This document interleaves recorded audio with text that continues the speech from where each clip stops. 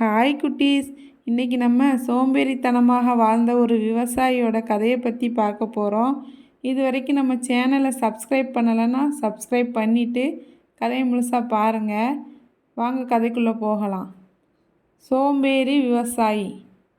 ஒரு அழகான கிராமம் இருந்தது. அந்த கிராமத்தில் ஒரு விவசாயி இருந்தான். அவன் மிகவும் சோம்பேறித்தனமாக தூங்கிக் கொண்டே இருப்பான்.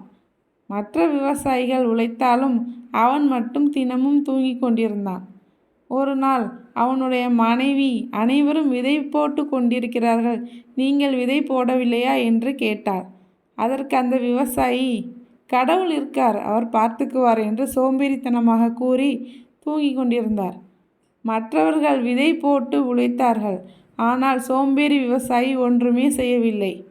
காலம் நகர்கிறது. மழை பெய்து வயல்கள் பசுமையாய் மாறுகின்றன. சோம்பேறி விவசாயி தனது வெறுமையான வயலை பார்க்கிறான். ஏன் எனக்கு மட்டும் பசுமையாக இல்லை என்று யோசித்து கொண்டிருந்தான். மற்ற விவசாயிகள் விளைச்சலை அறுவடை செய்து வீட்டிற்கு கொண்டு செல்கிறார்கள். உழைத்தவர்கள் பலன் பெற்றார்கள். சோம்பேறி விவசாயி வெறுமையான வயலை பார்த்து கவலையாக இருக்கிறான். உழைப்பில்லாமல் பலன் கிடைக்காது. கடவுள் உழைப்பவரை மட்டும்தான் பாதுகாப்பார் என்று அவர் மனைவி கூறினார். விவசாயி தன் தவறை உணர்ந்து வருந்துகிறான்.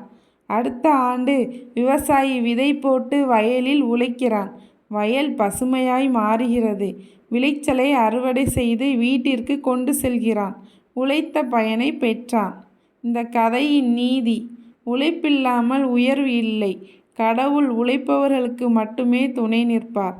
குழந்தைகளே, இந்த கதை உங்களுக்கு பிடித்திருந்தா லைக் பண்ணுங்கள், உங்கள் ஃப்ரெண்ட்ஸுக்கு ஷேர் பண்ணுங்கள். மறக்காமல் நம்ம சேனலை சப்ஸ்கிரைப் பண்ணுங்கள்.